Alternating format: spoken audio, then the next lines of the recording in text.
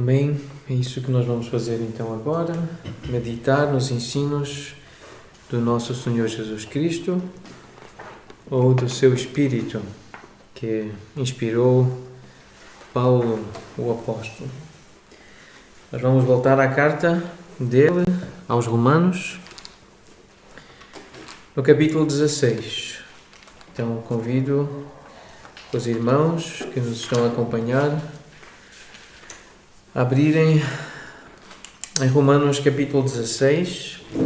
Nós vamos ler agora o versículo 1. Romanos 16, versículo 1.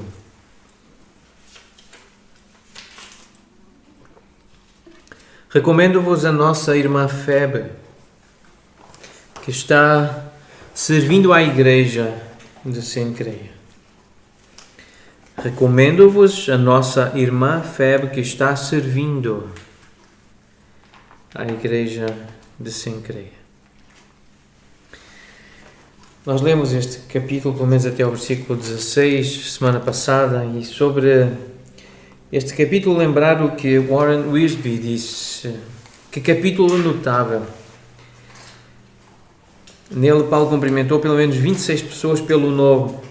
9 ou 10 delas, nós não temos a certeza sobre um dos nomes, mas talvez 10 delas ou 10 desses nomes são mulheres. Além de 2 irmãos, que não mencionam o nome, mas também saudou várias igrejas que se reuniam nas casas. Então, alguns dos nomes que estão mencionados nestes primeiros 16 versículos: o nome de Febe, o nome de mulheres. Febe, Priscila, Maria, Júnias, Trifena, Trifosa, Pérside. Depois é mencionada então a mãe de Rufo, Júlia, no versículo 15, e também no versículo 15, a irmã de Nereu. Mas olhando para o versículo 1, esta expressão que está aqui, servindo à igreja, a nossa irmã que está servindo à igreja. Então é esta questão, este assunto, este tópico, o serviço à igreja que as irmãs, que as mulheres podem prestar. Como é que as mulheres cristãs podem servir ao Senhor? Elas podem, elas devem, e como uma mulher cristã serve ao Senhor? Uma mulher que mais tarde citarei o nome, e até temos uma foto dela, mas essa irmã, uma irmã que serviu ao Senhor de uma forma muito especial, ela disse assim: o facto de ser mulher não me torna um tipo diferente de cristão, mas o facto de ser cristã faz-me um tipo diferente de mulher. E é isso que nós acreditamos. O facto de sermos cristãos faz-nos um tipo diferente de seres humanos. Então nós não somos iguais a todos os seres humanos. O facto de sermos cristãos realmente torna-nos diferentes, homens e mulheres. Mas hoje vamos olhar para o que o Espírito de Cristo. Interessante que na América, durante um tempo, se referiam à Bíblia como o bom livro. Então, o que é o bom livro? Que é essa expressão da ação do Espírito de Cristo. Ele disse que o seu Espírito, ele iria para o Pai, mas enviaria outro Consolador, e o seu Espírito, que é o Espírito de Cristo, o Espírito Santo, guiaria os discípulos, os apóstolos, em toda a verdade, para lembrarem de tudo o que Jesus tinha ensinado. Então, a resposta que nós vamos procurar dar é esta pergunta. A pergunta é esta: o que o Espírito de Cristo diz acerca da mulher e de como ela deve servir na igreja e no lar? Então é a resposta a esta pergunta que nós vamos procurar meditar nesta manhã. À luz da palavra do Senhor, partindo deste versículo, o versículo 1 de Romanos 16, que diz que Febe, essa mulher, ela servia à igreja. E o termo hebraico, o termo grego, o termo original é o que dá na nossa língua, no português, a ideia de diaconia, de servir como um diácono. Ela servia dessa forma, como diácono ou diaconiza a igreja. Nós já vimos que não dá para ter a certeza se esse é nós não temos informação suficiente no texto bíblico para saber se esse termo é uma referência a um ofício na igreja, mas o que é certo é que o próprio Jesus é chamado de diácono e nós somos chamados a servir como diáconos, todos nós, servirmos o reino, servirmos na igreja e na família com essa atitude de ser diácono, de diaconia. Mas uma das formas como Febe ela serviu a igreja foi sendo protetora. Aquela palavra que nós já também estudamos, essa patrocinadora, a mantenedora, a protetora, a auxiliadora, a patroa, a benfeitora, aquela mulher que contribui com o cumprimento de uma necessidade ou promoção de um esforço ou um objetivo, especialmente com os seus recursos, sejam eles financeiros, materiais, mas o que nós percebemos com este texto é que Febe foi uma parceira na causa do Evangelho, usando a sua riqueza ou a sua posição, a sua influência, para sustentar o trabalho evangelístico. O trabalho de Paulo e dos apóstolos ou dos evangelistas, ela serviu à causa do Senhor, ela serviu em benefício da igreja. Neste mesmo capítulo é mencionada outra mulher, Priscila. Ela é chamada, junto com o seu marido, de cooperadora. E uma das formas de cooperarem com Paulo e cooperarem com a igreja de Jesus Cristo era abrigando a igreja na sua casa, ou reunindo a igreja, abrindo a sua casa para a reunião na igreja. Nós lemos um outro texto de uma outra mulher, em Colossenses 4,15, Ninfa, que também hospedava a igreja, provavelmente a igreja de Laodiceia, os irmãos de Laodiceia na sua casa, Ninfa, em Colossenses 4. E nós aprendemos com isto que os membros de uma igreja bíblica, uma igreja saudável, uma igreja neotestamentária, percebem a importância de abrir a sua casa para o desenvolvimento do ministério cristão. Então, esta é uma forma de servir, e esta mulher, Priscila, ela abria a sua casa para a igreja, para se desenvolver, para haver esse ministério cristão a partir da sua casa também. Uma referência a outras mulheres neste texto, no versículo 6, referência a Maria, que diz que muito trabalhou pelos irmãos.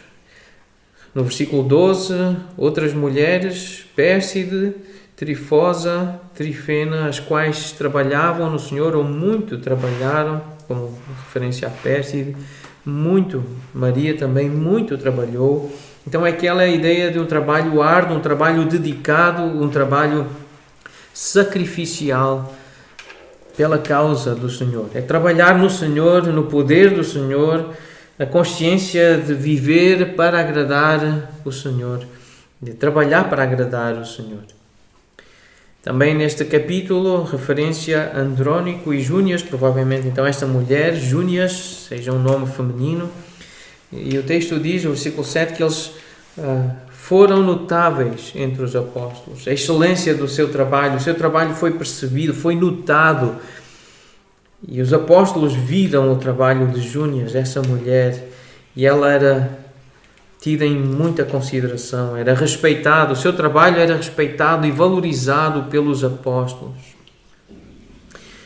E por fim, então, referência à mãe de Rufo. Paulo diz que também tem sido, ou igualmente tem sido uma mãe para mim, versículo 13.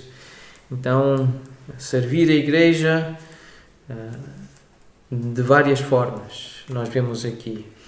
Esse serviço que Febe prestou, essa diaconia e o trabalho no Senhor, trabalhar com distinção, sendo notado, e é pela qualidade do serviço, e esta forma de cuidar da igreja com um coração de mãe, abrindo a casa, sustentando, servindo a causa do Senhor.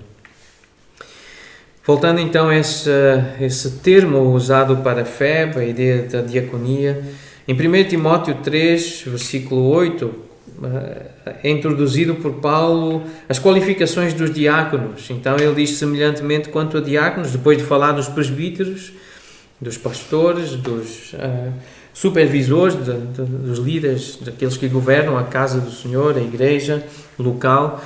Então ele refere-se aos diáconos, aqueles que são separados, escolhidos, identificados pela igreja para auxiliar o trabalho da liderança pastoral, cuidando das necessidades materiais, físicas da igreja. Depois, então, no versículo 11 diz da mesma sorte, ou seja, há alguma relação com os versículos anteriores, de 8 a 10, que descreve o trabalho diaconal. Agora apresentam as mulheres. Da mesma sorte, quanto a mulheres, é necessário que sejam elas respeitadas. Depois vêm qualificações para as mulheres. E gramaticalmente este versículo então pode-se referir a algumas possibilidades. Uma delas à esposa dos diáconos. Então, o que vem a seguir, essas qualificações respeitáveis, não maldizentes, temperantes e fiéis em tudo, pode ser aquilo que se espera da esposa do diácono, porque gramaticalmente é possível. Mulheres é sinónimo de esposa.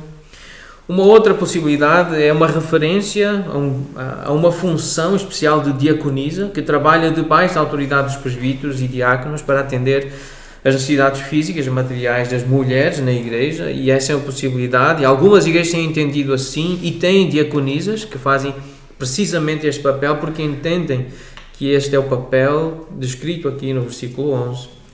Mas uma outra possibilidade de entender este versículo é uma referência a um grupo não oficial de mulheres maduras e fiéis que ajudam os diáconos a ministrar a outras mulheres na igreja, mas que não precisam de um título, não precisam de uma posição oficial, mas elas existem e elas estão a servir, elas estão a auxiliar os diáconos, mas concentram-se então no ministério, no serviço a outras mulheres na igreja. Febe, ela então patrocinou. E esta é uma das formas que as mulheres podem servir como diáconas, diaconisas, como na função diaconal, podem servir, podem se envolver no ministério cristão, também patrocinando. É uma possibilidade. Mulheres com o resultado do seu trabalho, com o seu salário, com uma quantidade de bens que lhe foram confiados.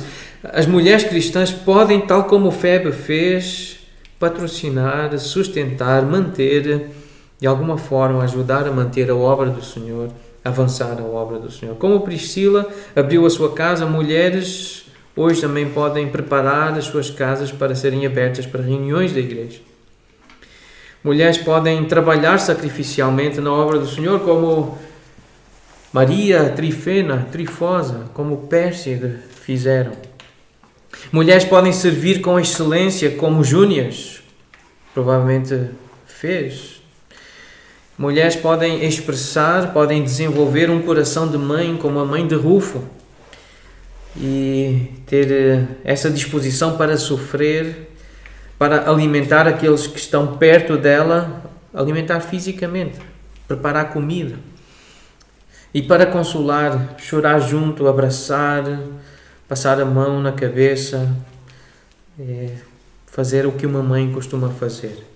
Então são formas de servir ao Senhor que estão aqui presentes neste texto, em Romanos 16, de 1 a 16, são evidências de ministério feminino que é elogiado por Paulo, certamente elogiado pelo Senhor que inspirou esta carta. O Senhor Jesus Cristo, o seu Espírito, o nosso Deus triuno. No livro que os homens estão a ler, A Igreja de Cristo, à maneira de Cristo, o irmão Paul Washer trata o papel das mulheres na igreja no capítulo 25. E logo no começo do capítulo, ele introduz desta forma o assunto. O facto de que as Escrituras estabelecem uma distinção entre homens e mulheres e lhes atribuem papéis diferentes na igreja é algo contrário ao espírito desta era. De facto, Muitas pessoas que frequentam igrejas sentirão repulsa diante das verdades que serão apresentadas neste capítulo. Mesmo assim, nós precisamos afirmar novamente que a igreja pertence a Cristo e tem de ser guiada não pelos caprichos errôneos e efêmeros da cultura, mas pela inerrante e imutável Palavra de Deus. Então, tal como o irmão Paul Washer fez na introdução deste capítulo, nós também precisamos fazer na introdução desta exposição e nesta abordagem bíblica que estamos a fazer ao ministério feminino. Há ideias que vão provocar repulsa, rejeição. Há pessoas que eventualmente possam ouvir esta exposição, seja agora ou mais tarde, ou quando souberem que a nossa igreja ensina isto, que vive isto, pode causar repulsa, porque estamos no sentido contrário da tendência deste mundo. E mais à frente, ou no fim do capítulo, o irmão Paul Washer, ele termina dizendo assim: precisamos entender que temos necessidade de uma grande humildade e de sabedoria para compreender e afirmar aquilo que as Escrituras ensinam, apesar dos protestos da cultura. Precisamos ainda ter muito cuidado para não ir além das Escrituras, colocando limites às mulheres que Deus nunca teve intenção de colocar. Então é esta sabedoria e esta humildade de olharmos para o texto bíblico e aprendermos. Nós estamos aqui diante da Bíblia para aprender como lidar com este assunto, como aconselhar as nossas irmãs, como viver igreja no feminino. E começamos então para olhar de forma breve e resumida para a mulher na Bíblia. Como é que a Bíblia apresenta a mulher? E começa no começo, no livro dos começos, em Gênesis capítulo 1, versículo 27, que diz que Deus criou o homem à sua imagem. Interessante, porque Ele criou o homem e depois diz que a imagem de Deus o criou, homem e mulher os criou. Deus criou o homem, homem e mulher. Ou seja, esta palavra homem, ela engloba essa ideia da humanidade, o ser humano. Deus criou o ser humano, homem e mulher, à sua imagem. Então, a mulher foi criada à imagem de Deus. Mas mais à frente, no capítulo 2, no versículo 18, então o Senhor disse: não é bom que o homem esteja só, far-lhe-ei uma auxiliadora que lhe seja idônea. Então esta é a explicação porque Deus, e quando Deus criou a mulher, primeiro criou o homem, depois criou a mulher. Criou-a porque Ele percebeu que não era bom que o homem estivesse só. Então Ele criou a mulher como auxiliadora. Lembrar que este termo auxiliador é um termo que aparece no texto bíblico, no texto hebraico, no Velho Testamento, como uma referência. As outras vezes em que este texto aparece, na maioria delas, é uma referência ao próprio Deus, ao próprio Senhor. Quando Ele é esse socorro, essa ajuda para o seu povo, para os seus filhos, especialmente nos Salmos, esta ideia aparece. No livro da sabedoria, em Provérbios, no capítulo 14, nós lemos que a mulher sábia edifica a sua casa. Então nós vemos que a mulher, ela faz parte, no plano de Deus e na sabedoria de Deus, ela faz parte da edificação de uma família, de uma casa. Então a mulher tem esse papel e esse ministério de servir na edificação de uma família, na construção, no crescimento, no desenvolvimento de uma família cristã. E um texto muito importante no Novo Testamento acerca das mulheres está em 1 de Pedro, no capítulo 3, versículos de 1 a 6, mas também no versículo 7 tem uma informação importante. Eu vou ler, eu convido então os irmãos a abrirem em 1 de Pedro 3 e acompanharem a leitura dos versículos de 1 a 7. Mulheres, sede vós igualmente submissas a vosso próprio marido, para que, se ele ainda não obedece à palavra, seja ganho sem palavra alguma por meio do procedimento da sua esposa, ao observar o vosso honesto comportamento cheio de temor. Não seja o adorno da esposa o que é exterior, como frisado de cabelos, adereços de ouro, aparato de vestuário, Seja, porém, o homem interior do coração, unido ao incorruptível traje de um espírito manso e tranquilo, que é de grande valor diante de Deus. Pois foi assim também que a si mesmas se ataviaram outrora as santas mulheres que esperavam em Deus, estando submissas a seu próprio marido, como fazia Sara, que obedeceu a Abraão, chamando-lhe Senhor, da qual vós vos tornastes filhas, praticando o bem e não temendo perturbação alguma.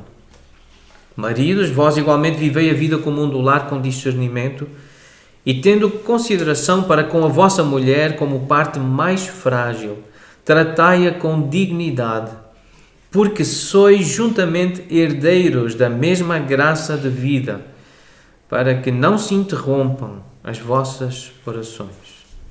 Então, nestes versículos, nós vemos que parte do ministério da mulher na Bíblia, parte do papel da mulher na Bíblia, é ser submissa ao marido, para o ganhar para Cristo, inclusive é o incrédulo.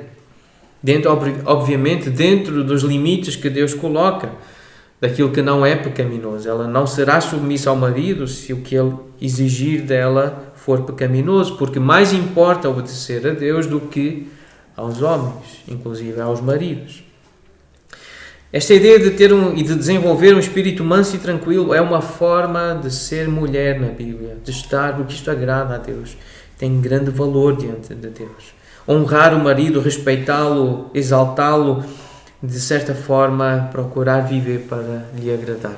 Praticar o bem, diz aqui o texto bíblico, esperas que a mulher faça o que é bom, que pratique o que está certo, o que é benevolente. E a mulher deve ser tratada pelo homem como essa parte mais frágil, então isso faz parte da natureza da mulher comparada com a natureza do homem. Ela é considerada mais frágil, mais sensível, por isso também mais preciosa. Esse sentido do que é frágil é tratado com mais cuidado. Merecedora, portanto, de um tratamento digno, e ela é coerdeira da mesma graça de vida. E chamada aqui, então,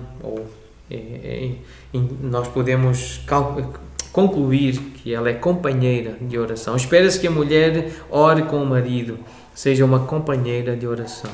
Versículo 7 mostra isso. Outra passagem importante, convido também os irmãos, especialmente as irmãs, a abrirem Tito capítulo 2, um dos textos mais importantes no Novo Testamento acerca do papel da mulher. O que se espera de mulheres maduras, de mulheres... Aqui aparece a palavra idosa, a partir do versículo 13, mas a ideia é dessa maturidade no Senhor, na fé. Então, que sejam sérias em seu proceder, não caluniadoras, não escravizadas a muito vinho. Sejam mestras do bem, a fim de instruírem as jovens recém-casadas a amarem ao marido e a seus filhos, a serem sensatas, honestas, boas donas de casa, bondosas, sujeitas ao marido, para que a palavra de Deus não seja difamada. Então, o que é que se espera de uma mulher cristã? Que ela ensine o bem, versículo 3.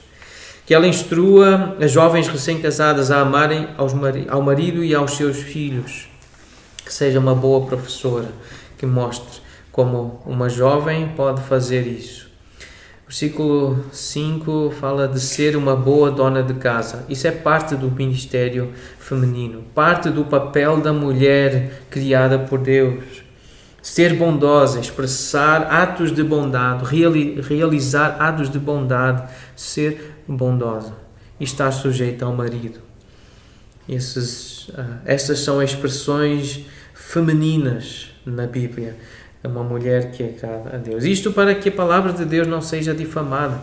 Porque ao fazer isto, ao viver desta forma, a mulher está a exaltar, a valorizar a palavra de Deus, a embelezar a doutrina de Deus, a mostrar na prática como a doutrina de Deus é bonita. E isto funciona. Sempre que uma mulher procura viver isto que este texto ensina, isso traz alegria, traz paz, isso edifica a casa.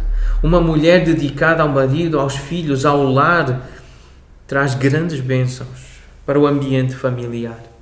Alguém que tem esta atitude que nós estamos a aprender aqui, ainda hoje.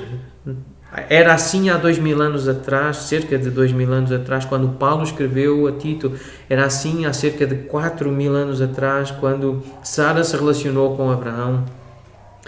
E era assim no início, quando Deus criou Eva. Este é o plano de Deus. É assim que Deus quer que as mulheres sejam mulheres cristãs. Vamos ler um outro texto importante.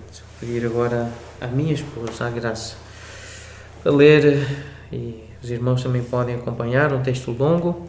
1 Timóteo capítulo 5, nós vamos ler os versículos 3 a 16. A Graça, vamos acompanhar a leitura, então a Graça vai fazer esta leitura. 1 Timóteo capítulo 5, versículos 3 a 16. Honra as viúvas verdadeiramente viúvas, mas se alguma viúva tem filhos ou netos, que estes aprendam primeiro a exercer piedade para com a própria casa e a recompensar a seus progenitores, pois isto é aceitável diante de Deus. Aquela, porém, que é verdadeiramente viúva e não tem amparo, espera em Deus e persevera em súplicas e orações noite e dia. Entretanto, a que se entrega aos prazeres, mesmo viva, está morta. Prescreve, pois, estas coisas, para que sejam irrepreensíveis. Ora, se alguém não tem cuidado dos seus, especialmente dos da própria casa, tem negado a fé e é pior do que o descrente. Não seja inscrita senão viúva que conte ao menos 60 anos de idade, tenha sido esposa de um só marido, seja recomendada pelo testemunho de boas obras, tenha criado filhos, exercitado a hospitalidade, lavado os pés aos santos, socorrido a atribulados, se viveu na prática zelosa de toda a boa obra. Mas rejeita viúvas mais novas, porque, quando se tornam levianas contra Cristo, querem casar-se, tornando-se condenáveis por anularem o seu primeiro compromisso. Além do mais, aprendem também a viver ociosas, andando de casa em casa, e não somente ociosas, mas ainda tagarelas e intrigantes, falando o que não devem. Quero, portanto, que as viúvas mais novas se casem, criem filhos, sejam boas donas de casa e não deem ao adversário ocasião favorável de maledicência. Pois, com efeito, já algumas se desviaram, seguindo a Satanás. Se alguma crente tem viúvas em sua família, socorra-as, e não fique sobrecarregada a Igreja, para que esta possa socorrer as que são verdadeiramente viúvas. Este texto descreve as mulheres verdadeiramente viúvas e que são dignas então do socorro, da ajuda, são merecedoras do auxílio, da proteção da Igreja. Mas o que é descrito aqui é o exemplo de mulheres piedosas. Para ser uma mulher, uma viúva, verdadeiramente viúva, tem que ter sido uma mulher piedosa, verdadeiramente piedosa. Aquela que persevera em súplicas e orações noite e dia, ou seja, que ora, que fala com Deus, que crê que o Senhor ouve as orações, que o Senhor está presente, que está à sua destra, que está na sua presença, ou seja, é uma mulher piedosa. É uma mulher que foi esposa de um só marido, foi fiel ao seu marido. Foi recomendada pelo testemunho de boas obras, praticou o bem, criou filhos. E criar filhos significa, obviamente, edificá-los, não destruí-los, educá-los e não abandonar. Alguém que exercitou a hospitalidade, uma característica da piedade, uma das qualificações do presbítero piedoso, também exercer hospitalidade, abrir a sua casa, receber, servir. Lavado os pés aos santos, isto é uma expressão de um coração humilde e servil como o de Jesus. Disposição para fazer trabalhos humildes, de empregado, de servo, de escravo. Tenha socorrido a atribulados, prestar socorro, ajuda a quem está aflito. A prática zelosa de toda a boa obra, versículo 10, fala de todos estes ministérios, vários ministérios descritos aqui então neste texto. Mas então o que se espera das viúvas mais novas? É o mesmo que se espera de mulheres jovens cristãs, que casem, que criem filhos, que sejam boas donas de casa. Então é aquilo que Paulo já tinha dito a Tito, ou que diz a Tito. É aqui também repetida essa ideia. Uma mulher cristã, espera-se que ela case, que crie filhos, que seja uma boa dona de casa. Assim não dará ocasião de maldicência ao adversário, porque o adversário quer falar mal da igreja, quer falar mal de Deus, da palavra de Deus, do povo de Deus, e ao fazer isso, então, as mulheres mostram que agradam a Deus, que servem a Deus, que são ministras de Deus, vivendo esse papel de esposa, de mãe, de mulher de oração. E depois então de terem servido fielmente, se ficarem viúvas, ou se ficassem viúvas ou pobres, essas mulheres deveriam ser cuidadas pela igreja. Na igreja primitiva, as mulheres servas cuidavam dos cristãos doentes, dos pobres, dos estrangeiros, dos que estavam na prisão. Elas ensinavam as mulheres e as crianças. E nós temos mais um texto, e também temos uma irmã a viver conosco, e tem se sentido parte também da família e da igreja. A irmã Bogomila está connosco e ela vai ler outro texto importante, que é 1 Timóteo 2, versículos de 8 a 15. Então, os irmãos podem também acompanhar esta leitura. 1 Timóteo capítulo 2, versículos de 8 a 15. Uma primeira parte refere-se aos homens, mas depois todo o texto lida com a mulher e o papel da mulher na igreja. Vamos acompanhar a leitura, então. Quero, portanto, que os faróis orem em todo lugar, levantando mãos santas, sem ira e sem animosidade. Da mesma sorte que as mulheres, em traje decente, se ataviem com modéstia e bom senso, não com cabeleira frisada e com ouro, ou pérolas, ou vestuário dispendioso, porém com boas obras, como é próprio às mulheres que professam ser piedosas. A mulher aprenda em silêncio, com toda a submissão, e não permito que a mulher ensine, nem exerça a autoridade de homem. Esteja, porém, em silêncio, porque primeiro foi formado Adão, depois Eva. E Adão não foi iludido, mas a mulher, sendo enganada, caiu em transgressão. Todavia, será preservada através da sua missão de mãe, se ela permanecer em fé e amor e santificação com bom senso. Então, uma das formas da mulher servir na causa de Cristo é ataviar-se com modéstia e bom senso. Versículo 9. A mulher que se atavia, ou seja, que se adorna, que se enfeita com modéstia, com bom senso, isto é, com discrição, e com boas obras, ela será um exemplo de piedade que terá um impacto positivo em toda a igreja, quer entre homens, quer entre mulheres, entre jovens ou idosos. Esta é uma forma dela servir, sendo um exemplo. Então, tendo cuidado da forma como se veste, como se enfeita, como se adorna. Versículo 11 diz que ela pode e deve aprender em silêncio. Esta ideia de quietude. Não é um silêncio absoluto, a ausência de som, mas é um espírito, é a questão do espírito, é a forma como ela o faz interiormente. Aquietando-se na presença do Senhor e ouvindo com atenção. E dessa forma, então, será preservada através da sua missão de mãe. Este é um texto também com um significado extremamente difícil de entender.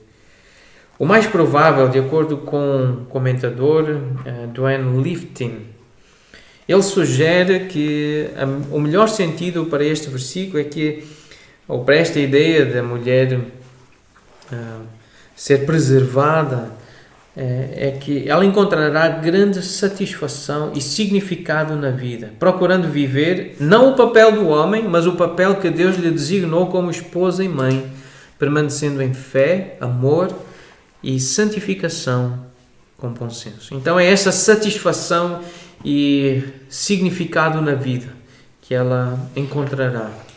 Essa será a sua salvação, essa é a ideia da sua libertação. Mais um texto muito importante nas Escrituras. Agora a Aninha, a minha filha, vai ler Provérbios 31. Convido então os irmãos também a abrirem. Vamos ler dos versículos 10 até ao 31. Provérbios 31, de 10 a 31. Mulher virtuosa, quem a achará? O seu valor muito excede o de finas joias. O coração do seu marido confia nela, e não haverá falta de ganho. Ela lhe faz bem e não mal, todos os dias da sua vida. Busca lã e linho, e de bom grado trabalha com as mãos. É como um navio mercante, de longe traz o seu pão. É ainda noite e já se levanta e dá mantimento à sua casa e atarefa às suas servas. Examina uma propriedade e adquire-a. Planta uma vinha com as rendas do seu trabalho. Cinge os lombos de força e fortalece os braços. Ela percebe que o seu ganho é bom. A sua lâmpada não se apaga de noite. Estende as mãos ao fuso, mãos que pegam na roca. Abre a mão ao aflito e ainda a estende ao necessitado. No tocante à sua casa, não teme a neve, pois todos andam vestidos de lã escarlate. Faz para si cobertas, veste-se de linho fino e de púrpura. Seu marido é estimado entre os juízes, quando se assenta com os anciãos da terra. Ela faz roupas de linho fino e vende-as, e dá cintas aos mercadores. A força e a dignidade são os seus vestidos, e quanto ao dia de amanhã não tem preocupações. Fala com sabedoria, e a instrução da bondade está na sua língua. Atende ao bom andamento da sua casa, e não come o pão da preguiça. Levantam os seus filhos e lhe chamam ditosa. Seu marido a louva, dizendo: Muitas mulheres procedem virtuosamente, mas tu a todas sobrepujas. Enganosa é a graça e vã a formosura, mas a mulher que teme ao Senhor, essa será louvada. Dá-lhe do fruto das suas mãos, e de público a louvarão as suas obras. Então a mulher virtuosa, a mulher piedosa, a mulher na Bíblia, a mulher de Deus, ela faz bem ao marido todos os dias da sua vida. Ela quer o bem do marido. Ela também trabalha com as mãos, no versículo 13. Trabalhos manuais, não foge do trabalho manual, do trabalho duro. De longe traz o seu pão, está disposta a caminhar, a ir longe, a se sacrificar em distâncias. Ainda noite já se levanta e dá mantimento à sua casa, prepara a refeição para a sua casa, para a sua família, versículo 15. Ainda no versículo 15 mostra que ela distribui tarefas pelas suas servas. Ela examina uma propriedade e adquire, ou seja, envolve-se com investimentos, versículo 16, planta uma vinha, portanto é empreendedora, mas é generosa. Diz, versículo 20, que abre a mão ao aflito. Este é o padrão bíblico de uma mulher de Deus, uma mulher disposta a servir os outros com os seus bens. Ela abre a mão, ela ajuda, ela dá. Faz roupas de linho fino e vende-as. Versículo 24. Quanto ao dia de amanhã não tem preocupações. Versículo 25. Uma mulher confiante. Não anda ansiosa. É uma mulher que confia, que tem um Deus que cuida dela. Então ela vive cada dia o seu mal. O versículo 26 diz que fala com sabedoria. Obviamente que isto significa falar com salmos, hinos, com cânticos espirituais, ou seja, habitando ricamente a palavra de Cristo no coração dela. Versículo 30 diz que ela teme ao Senhor. Uma mulher que vive com essa consciência da santidade e da justiça, da perfeição do Senhor, temendo o Senhor. Esta é uma mulher piedosa. São textos importantes estes que nós lemos, que estabelecem o padrão bíblico do que significa ser mulher aos olhos do Senhor, aos olhos de Deus. Uma pergunta importante que é feita: será que uma mulher piedosa pode ou deve trabalhar fora do lar? E o irmão Paul Washer, também nesse livro que nós estamos a ler, que os homens estão a ler, ele responde desta forma, que me parece realmente muito sensata e muito sábia. Depende do contexto da mulher, principalmente do contexto da mulher. Depende do momento da vida e também depende, obviamente, do seu desejo, se deseja ou não trabalhar fora. Um casal que tem filhos pequenos terá que determinar, honestamente e em boa consciência, se a casa poderá ser gerida apropriadamente, administrada, a casa, o lar, e se as crianças serão instruídas adequadamente, estando os dois a trabalhar fora. Depois, então, o irmão conclui desta forma. Tem sido também a nossa conclusão, pela experiência pessoal e pela nossa observação das famílias que não consideram desta forma esta questão. E a resposta a conclusão é esta: na maioria dos casos é praticamente impossível. Impossível o quê? Gerir bem a casa adequadamente e educar adequadamente, apropriadamente os filhos. Então é preciso considerar o contexto, o momento da vida e também se há ou não esse desejo de servir fora do lar. A Bíblia não diz que é pecado, até porque há pouco lemos que a mulher virtuosa ela fazia trabalho fora, ela de longe trazia o pão, ela envolvia-se com negócios fora da sua casa. Então não há uma proibição clara nas Escrituras, só que é muito difícil conciliar ambas as coisas. Por isso o conselho bíblico, se há crianças pequenas, nós podemos dizer que o conselho bíblico é: cuide da casa, cuide do marido, cuide dos filhos. Se quer ser uma mulher de Deus, uma mulher piedosa, uma mulher que vive como Deus quer. Este deve ser o alvo, este deve ser o ideal. É o ideal e é isto que deve ser perseguido. Esta semana voltei a lembrar de um texto que me chegou às mãos há algum tempo atrás, e um texto escrito por uma mulher, uma irmã chamada Dorothy Kelly Patterson. Ela serviu no Seminário Teológico Batista no sudoeste dos Estados Unidos, e eu gostei muito deste artigo, mas muito mesmo. A forma como esta irmã responde a esta pergunta. A pergunta é: devem as mulheres servir como pastores ou pastoras? E então ela começa por citar um texto de 1 Coríntios 11, versículo 3, e de 3 a 11, ela lida com esse texto, parte desse texto para apresentar a posição bíblica, ou a resposta bíblica a essa pergunta, se as mulheres devem servir como líderes na igreja, como pastores, presbíteros, não é? Como pregadores.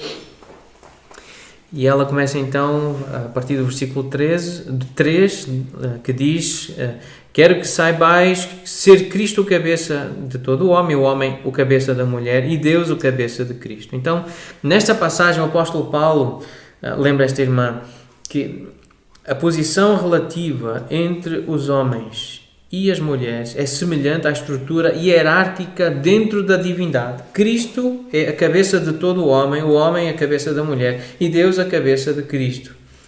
Então o Pai planeou a nossa redenção, o Filho executou o plano e o Espírito revelou-nos esse plano. O lar é a metáfora primária utilizada para descrever a relação entre Cristo e a sua igreja, e não se pode separar o lar cristão e a igreja na ordem divina, porque os princípios básicos são os mesmos. A hierarquia dentro da divindade não se refere ao valor, a ser mais ou menos Deus, mas sim trata da função dentro do plano divino. O mesmo acontece com as atribuições de funções para homens e mulheres. Assim como as pessoas dentro da Trindade têm funções distintas e separadas, Deus deu responsabilidades diferentes a homens e mulheres. No plano de Deus, ao homem foi dada autoridade sobre a mulher. E esta é uma afirmação de uma mulher que leu a Bíblia, leu-a com atenção e entendeu o que Deus decidiu fazer.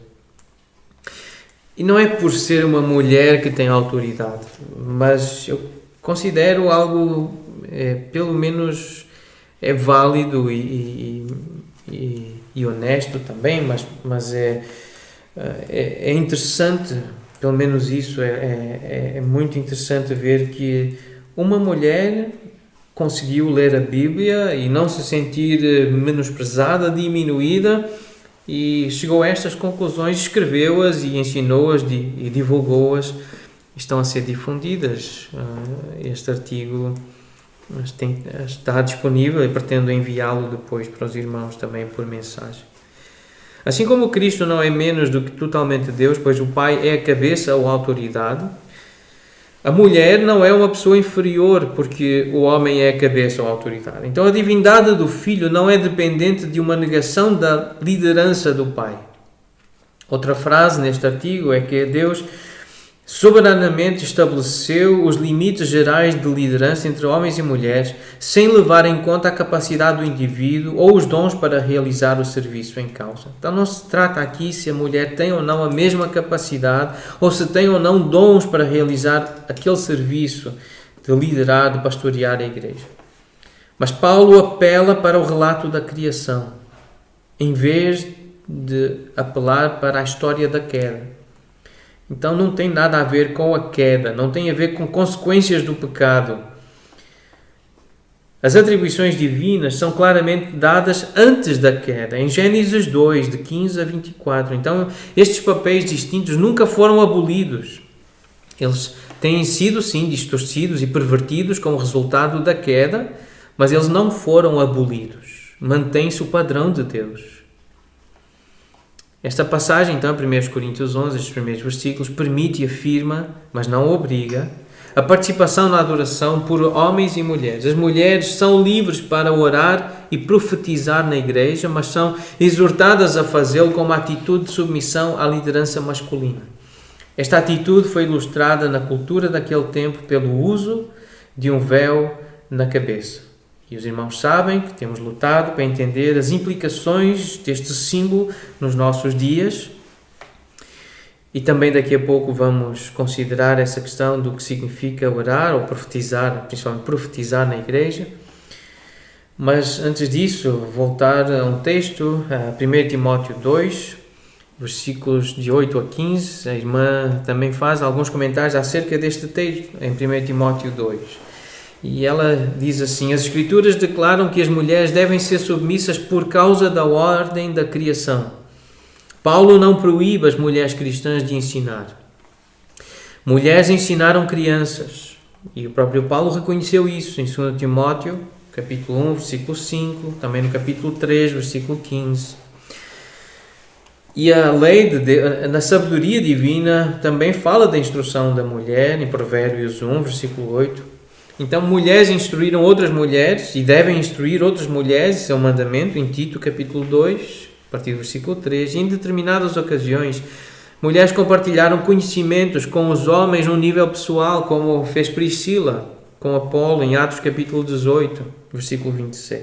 No entanto, a estrutura gramatical aqui indica duas funções distintas.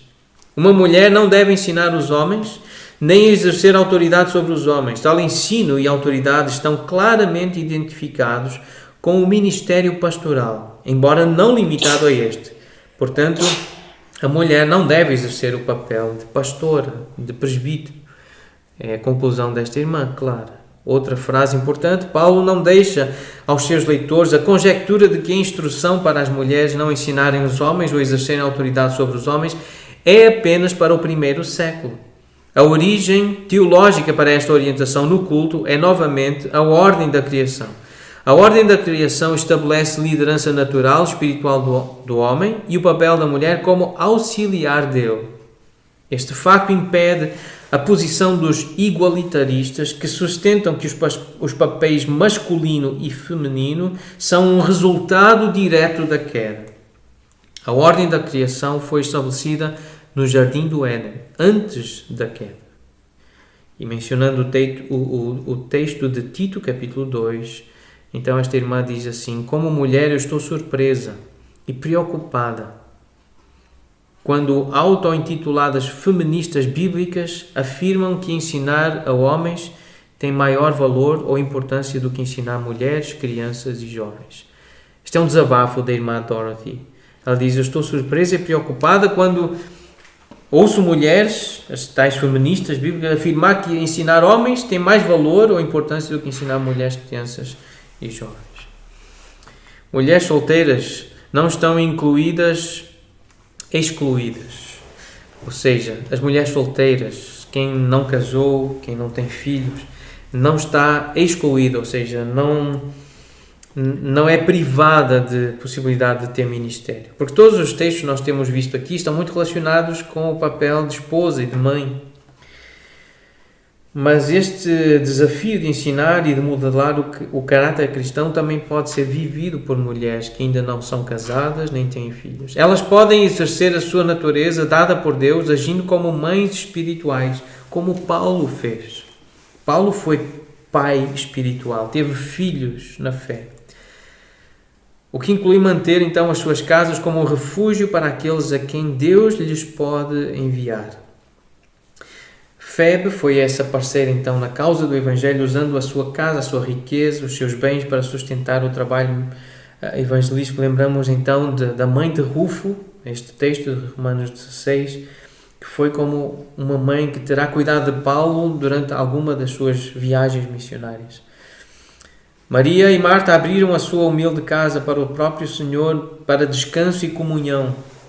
Não há nenhuma indicação que elas tenham sido casadas ou que tivessem filhos. Isto está em João 12, por exemplo, no início do capítulo. Lá, então, Jesus encontrou um lugar tranquilo para dormir, para ter refeições nutritivas e para relaxar com amigos que o reconfortavam. Lídia, uma empresária de destaque, muito provavelmente deve ter dado dinheiro e testemunho verbal à causa do reino. No entanto, apesar de ser respeitada e honrada na comunidade pela sua educação, posição social e por ser perita no seu negócio, ela foi principalmente elogiada pela sua hospitalidade, porque abriu a sua casa para Paulo e para os seus cooperadores. Então, concluindo o artigo, esta irmã diz assim: a verdadeira questão não é o que as mulheres podem ou não podem fazer na igreja, mas como elas respondem à autoridade da Bíblia. Nada dentro das Escrituras sugere que as mulheres piedosas assumiram posições de autoridade sobre os homens, nem em casa nem na igreja. E este facto é ilustrado consistentemente pela história bíblica, desde o início até ao fim, tanto no Velho quanto no Novo Testamento. A liderança masculina é inquestionavelmente, sem dúvida, o padrão, seja para sacerdotes, para reis, profetas, juízes ou para os autores inspirados das Escrituras. E as mulheres, de facto, elas compartilharam o Evangelho e compartilham o Evangelho e atuaram e atuam no ensino da fé, realizando uma infinidade de tarefas do reino, mas tudo dentro dos limites bíblicos e em harmonia com a ordem da criação. Em nenhum lugar no Novo Testamento, Jesus compromete a sua mensagem em questões morais por causa de pressões culturais. Tal implicação impugnaria, não é? A sua integridade e coragem, e até mesmo a sua divindade e natureza sem pecado. Jesus era uma parte da cultura do seu tempo, mas ele e o seu ensino está acima, e às vezes até contra a cultura. Certamente ele nunca deve ser vinculado à cultura. Ele está acima da cultura. A pura palavra de Deus permanece em todas as culturas e torna-se apropriada a cada geração com vigor e relevância. Em última análise, nem inteligência suprema, nem lógica inigualável, tampouco dons extraordinários de comunicação ou de liderança vão resolver este problema. O que é relevante hoje pode ser irrelevante, diz esta irmã, antes que a tinta esteja seca neste manuscrito. As modas passam. Mas não se deve abandonar então os princípios que ligaram e governaram as duas mais importantes instituições de Deus, o lar e a igreja, por capricho de uma revolução cultural. Masculinidade e feminilidade são o próprio fundamento da ordem criada por Deus, cuidadosamente escolhido como veículo divino para a manutenção da sua ordem e propósito. Por isso a Igreja não busca reprimir, mas garantir uma utilização plena e adequada dos ministérios num formato divinamente determinado, baseado na ordem natural da criação e na adequação da função. Não se pode separar a casa e a Igreja da ordem divina.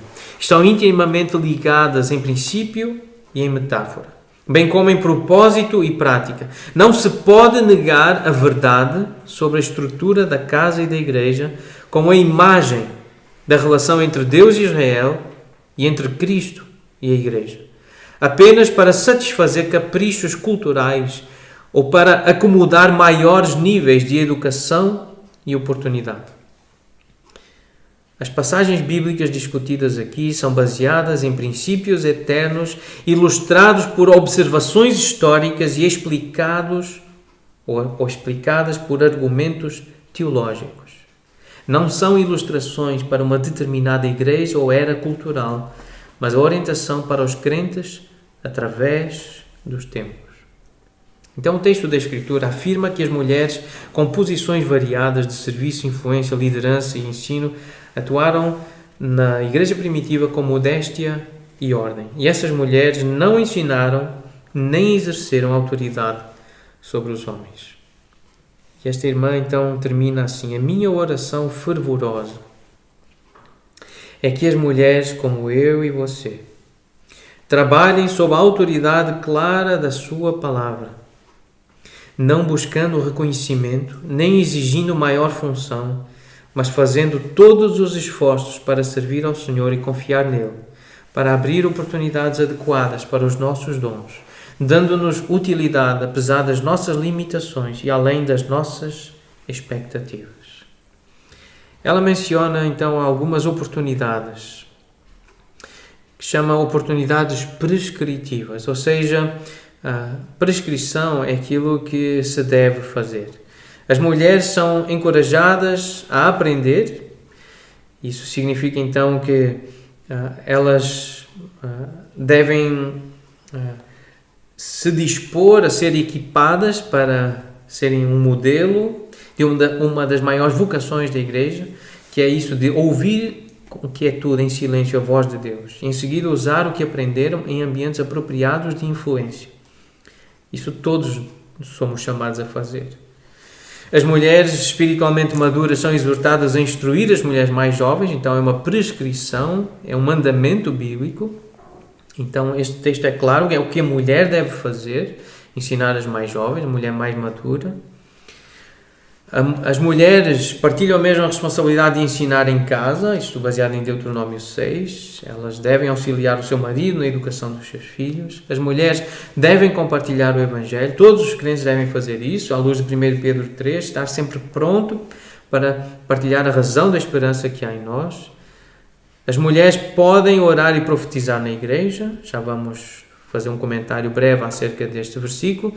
As mulheres estão preparadas exclusivamente, ou elas principalmente, para serem guardiãs da casa e aquelas que nutrem a seus filhos. Este é o papel principal da mulher, mesmo que não tenha filhos biológicos, mas ter uma mãe espiritual, servir neste contexto de lar cristão. E as mulheres receberam limites. Isto é uma prescrição, também uma orientação clara em que devem exercer todos os seus dons espirituais, ou seja, apenas duas restrições são dadas dentro de duas esferas: ensinar a homens ou liderar sobre homens no lar e na igreja. Há uma proibição, há um limite. Então, voltando ao ponto 5, as mulheres podem orar e profetizar na igreja. Então, esta palavra, este verbo profetizar, ele significa proclamar por inspiração divina. Há também essa possibilidade de ser algo acerca de prever eventos futuros que pertencem ao reino de Deus, algo que Deus estava por fazer e Ele revelava aos seus profetas para que eles anunciassem antes mesmo das coisas acontecerem. Mas há a ideia de proclamar algo que pode ser obviamente fruto da revelação divina, mas com o propósito de ensinar, de refutar, de reprovar, de admoestar ou também de confortar ou consolar outras pessoas. O irmão John MacArthur, ele escreve o seguinte comentário a este versículo. Paulo afirma claramente que as mulheres não devem dirigir o culto na igreja ou falar no mesmo, mas elas poderiam orar e proclamar a verdade aos incrédulos, bem como ensinar as crianças e outras mulheres. Seja qual for a hora e o lugar ou local em que as mulheres orem e proclamem a palavra apropriadamente, elas devem fazer isso mantendo a adequada distinção dos homens. Profecia em 1 Coríntios 14:3 diz que o que profetiza fala aos homens edificando, exortando e consolando. Então há uma referência a mulheres que eram profetisas no Novo Testamento. Atos 21:9 fala de Filipe, o evangelista, que tinha 4 filhas donzelas. E naquela altura, ou seja, é só uma descrição, é uma narração, não é uma prescrição nem uma norma, mas nós sabemos que a igreja foi fundada ou edificada sobre o fundamento dos apóstolos e profetas. Ou seja, por mais importantes que fossem os profetas, não foram eles pessoalmente, mas a revelação divina por eles ensinada, pois falavam com autoridade a respeito da palavra de Deus para a igreja, antes do término do Novo Testamento, que forneceu o fundamento. Ou seja, a Bíblia diz que Jesus concedeu uns para apóstolos, outros para profetas.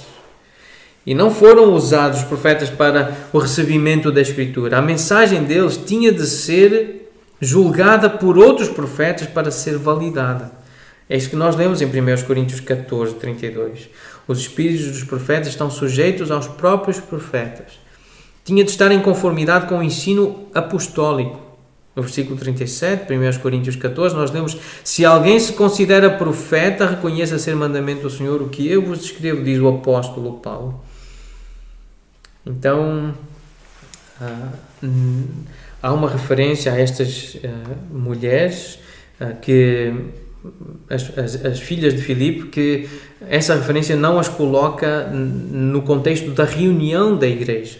Nós não sabemos de que forma é que elas foram usadas por Deus, se realmente foi Deus que as usou, ou que tipo de profecia. Só diz que elas eram profetas. Mas é a única coisa que sabemos, não que estavam nas reuniões da igreja, a edificar a igreja nesse contexto. Então, descrição é diferente de prescrição. Um texto narrativo é diferente de um texto normativo. Informar não é o mesmo que ordenar que se faça. Então, nós estamos diante de algumas informações bíblicas. São descrições e que o livro de Atos traz.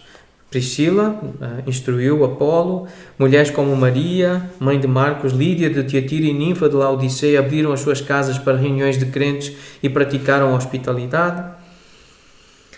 E por sua própria autoridade divina, Deus reserva-se o direito de fazer exceções através do inesperado ou do extraordinário, como chamar Débora para ser uma juíza de Israel. Paulo menciona mulheres como altamente capaz febre com apreço, e refere-se a mulheres que estavam ao serviço do Evangelho, como Evódia e Sintique. As mulheres ofereceram-se em ministérios especiais para Jesus, Marta e Maria, servindo-a na casa. Então, mulheres são mencionadas como profetisas, além das filhas de Filipe, Miriam, as mulheres que liderou as mulheres de Israel, Hulda, cuja profecia nas Escrituras foi somente para um homem que a consultou em casa, e Noadia, que foi rotulada como uma falsa profetisa, bem como Ana, que também é chamada profetisa em Lucas 2. Mas, voltando então às recomendações prescritivas, o que é que as mulheres podem e devem fazer? Comprometa-se, irmã piedosa, mulher que quer agradar a Deus, mulher de Deus, comprometa-se a alinhar-se sob a autoridade das Escrituras. Jesus não criticou nem questionou a autoridade do Antigo Testamento. Ele confiava plenamente em todas as Escrituras. Seja cuidadoso ou cuidadosa ao julgar o ensino bíblico de acordo com o critério da infalibilidade. Devemos interpretar as Escrituras pelas próprias Escrituras, sabendo que toda a Escritura trabalha em conjunto para apresentar a verdade de Deus. Irmã, examine as posições consultando as fontes primárias. Ou seja, veja de onde vem a informação, consulte, não fique apenas no diz que disse. Não aceite qualquer interpretação de um erudito sem exigir que possa ter acesso à documentação e em seguida examine-a cuidadosamente. Precisamos provar os Espíritos se procedem realmente de Deus. Não é só porque tem o título que nós devemos aceitar.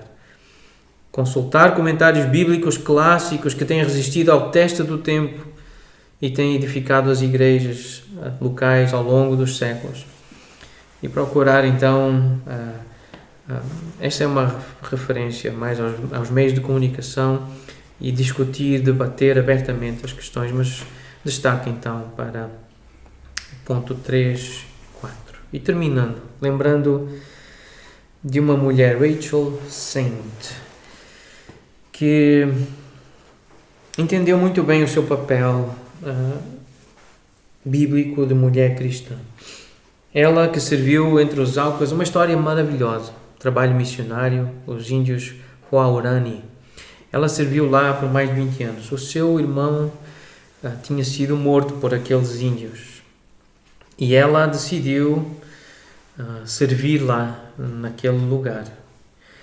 E ela era, em certo sentido, a líder espiritual, embora nunca tenha pregado um sermão, porque não queria que eles se acostumassem com mulheres pregadoras, eles os índios. Então, desde o início, mesmo sendo a única pessoa que sabia alguma coisa bíblica, teológica, ela preparava todos os sermões e ensinava-os a um homem, em privado, em particular, que se levantava e que os pregava, para que eles se desenvolvessem e soubessem que Deus queria que os homens fossem os pregadores. E ainda hoje, e quem contou a isto foi John MacArthur, que teve contacto direto com a família Saint. John MacArthur e sua esposa, eles tiveram contacto direto com descendentes desta família e ouviu esta história em primeira mão. E ele diz, este irmão conta, que ainda hoje é assim que acontece nas suas igrejas. Os pregadores são os homens. Foi uma forma desta irmã servir. A forma como ela, tendo capacidade, tendo dons, ela serviu desta forma, preparando homens para se levantarem e para pregar. Então, outra irmã que foi contemporânea de Rachel Saint, Elizabeth Elliot. Ela corrobora esta ideia. Isso que Rachel Saint viveu e serviu, da forma como serviu Elizabeth Elliot, num livro que se chama A Marca do Homem. Ela diz assim para os homens: homem, ser fiel ao teu chamado para seres homem. Mulheres de verdade sempre ficarão aliviadas e agradecidas quando os homens estiverem dispostos a ser homens. E esta é a imagem dela. Foi ela que fez aquela primeira afirmação que nós lemos no começo. O facto de ser mulher não me torna um tipo diferente de cristão, mas o facto de ser cristã faz-me um tipo diferente de mulher. Ela, esposa de Jim Elliot, que foi assassinado por aquela tribo. Ela que também foi com Rachel Saint para servir, cunhada de Rachel, e ela diz assim, Elizabeth Elliot: uma verdadeira mulher compreende que o homem foi criado para tomar iniciativa, e ela age sob essa premissa, debaixo dessa premissa. É uma questão de atitude. Estou convencida de que a mulher que compreende e aceita com alegria a diferença entre o sexo masculino e o sexo feminino será, sem fingimento ou sem cuidado excessivo, feminina, ou seja, será naturalmente feminina. E o último exemplo, e voltando a Amy Carmichael, ela orava pela Índia. É assim que termina a história dela, é assim que termina o livro. Ela orava pela Índia, o país que ela amara e onde vivera mais tempo do que em qualquer outro.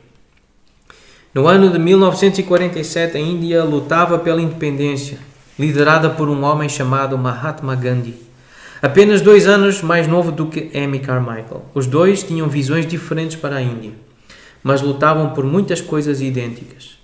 Gandhi trabalhava duro para abolir o sistema de castas e educar as mulheres. No entanto, ele trabalhava por uma mudança de corrente da política, enquanto Amy trabalhava por mudança através da abertura do coração das pessoas ao amor e poder de Deus. Durante toda a turbulência na Índia, Amy orou pelo país. Ao longo dos anos, o quarto da paz de Amy permaneceu um lugar onde as pessoas podiam encontrar sabedoria, encorajamento e amor. A nossa oração é que as mulheres da nossa igreja sejam mulheres de oração, mulheres piedosas, mulheres que, como Febe, serviram a igreja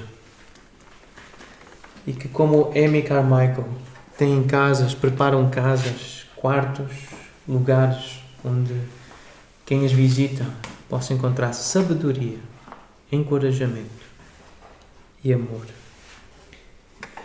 Este é o desejo do meu coração pastoral para as nossas irmãs. As nossas irmãs piedosas, as nossas irmãs que são e querem ser mulheres de Deus. Que sirvam como Febe serviu, com alegria, com esta consciência de satisfação, de felicidade. Como nós vamos cantar. Nós vamos cantar, sugiro já está feita essa alteração, cantar no feminino. Os homens convidados a cantar com as mulheres, com as irmãs, as nossas irmãs. Vamos cantar com elas, vamos acompanhá-las, colocando-nos no lugar delas. Mas também nós, com esse coração disposto a ser, como Paulo foi, mãe, ter um coração de mãe, um coração maternal. Vamos nos colocar no papel de mulher cristã, de mãe. Mesmo que não seja casado, não tenha filhos biológicos, pode ser um pai espiritual, uma mãe espiritual, um coração alargado no serviço de Jesus, no serviço do Rei.